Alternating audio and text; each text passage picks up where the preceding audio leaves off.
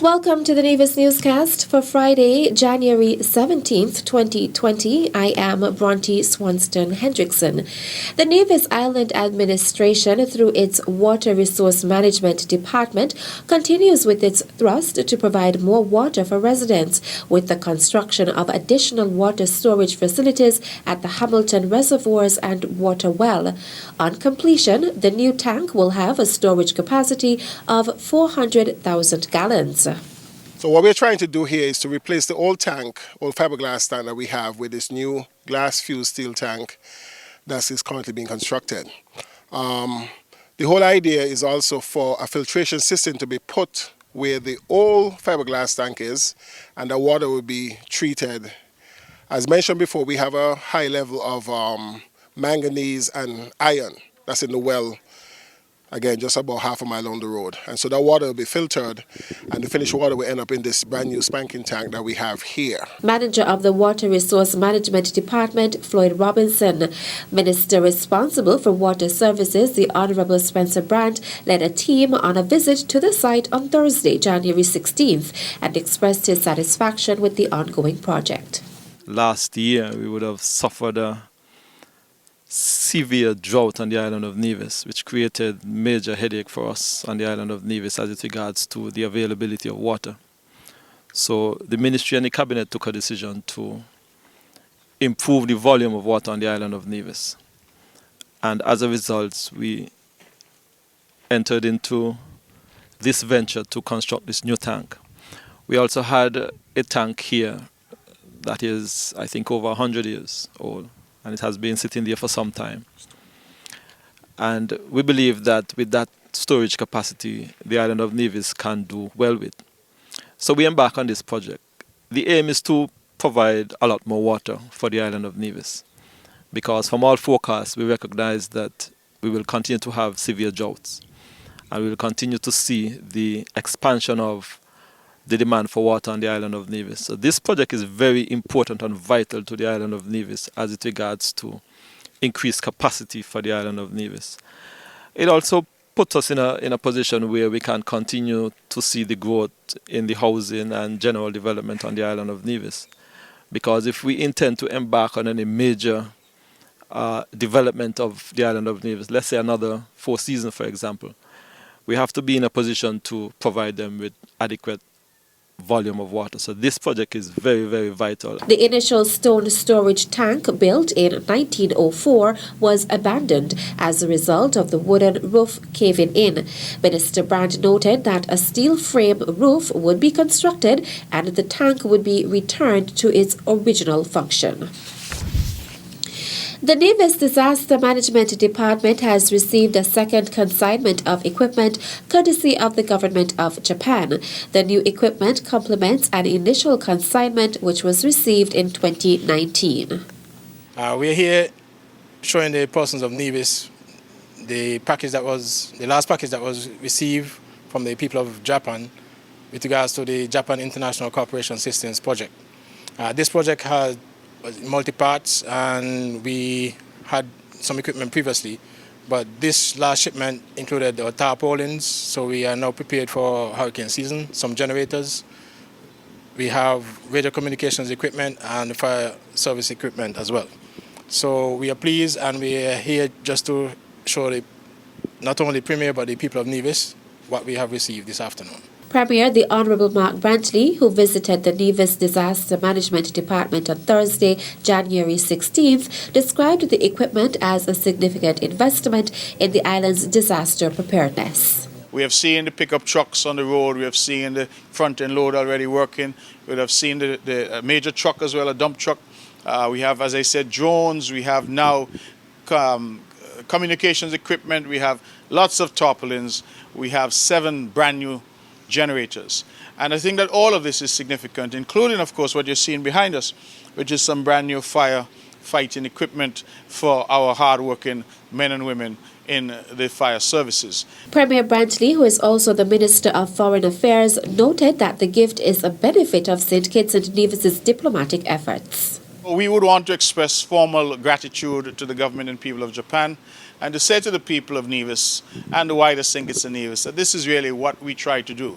and that when we go out into the world and we engage in diplomatic efforts, it is really to ensure that our people get the benefits and the rewards. And why it's important to have it on camera, they say seeing is believing, so you can see for yourselves what those efforts have yielded in terms of making us more ready and better prepared for any disaster that might come.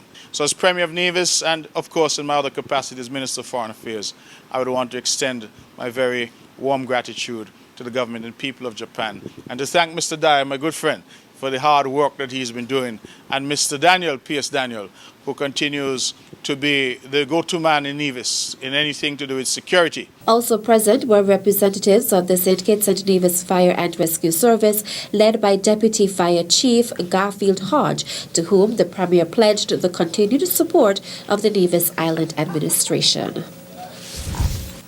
St. Kitts and Nevis's Prime Minister, the Honourable Dr. Timothy Harris, on Monday, January 13th, met and held discussions with several high-level officials from the U.S. Department of Treasury and the U.S. Embassy based in Barbados.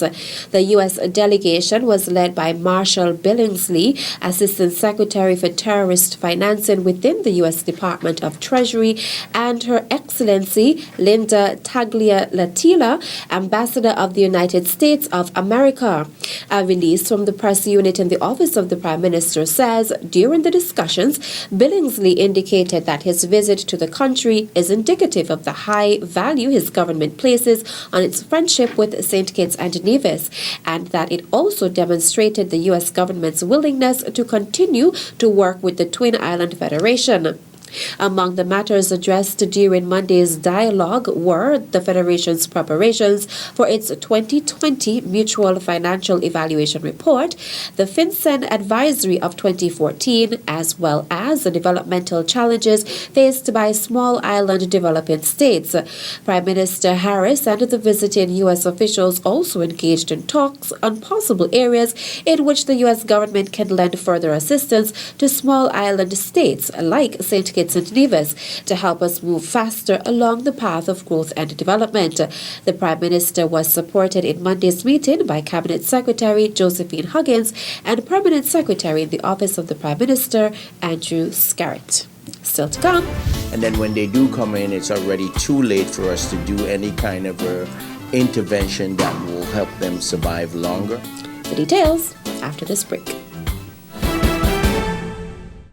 At a loss as to what's going on in Nevis? Tune into NNC on NTV. Don't worry if you don't have cable either. NNC will bring the news to you wherever you are. Facebook and Facebook Live. YouTube and YouTube Live. NevisTVOnline.com. Roku app, NTV mobile app, Smart TV, Apple TV, and any other IPTV platforms. NNC.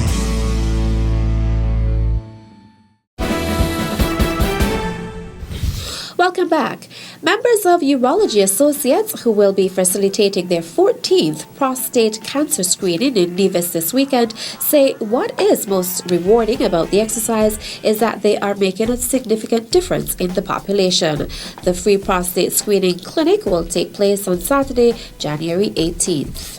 Our target age group for prostate cancer screening is going to be men between the ages of 40 and 75 or so. And for men that do have a family history of prostate cancer, it's probably reasonable to start screening about the age of 35. We're trying to look for men who have enough longevity in them that if we do find the disease, that it's going to be worthwhile to treat it. So that's sort of the screening population that we want to target. The mothers, the wives, the sisters who are listening, you play a critical role in bringing those folks out. I don't know if clearly we haven't reached every man between the age of 40 and 75 in Nevis. Many of them, yes, but so that would be one goal, is to get more people out, especially those who have never been screened before. For someone who comes every year, let's say they're in their 10th year of screening, and we find something this year that we haven't found in years past, well, there's an excellent chance that that particular individual is going to have an early stage cancer. Because all these years leading up to this year, they've been fine. And that's the key in being consistent and coming every year. For those of you who show up to get this screening, please take it upon yourself to make sure you get your results. calling in, there is a number to call, is my understanding, even calling in within a couple of weeks from the screening, just to know that you were okay. You may not have to know and memorize the number that is associated with your PSA, for example, but just to know you're good. We'll see you next year. That's what you need to hear. We try to make the process as efficient as possible for everybody to get in, get their blood work done, and get out.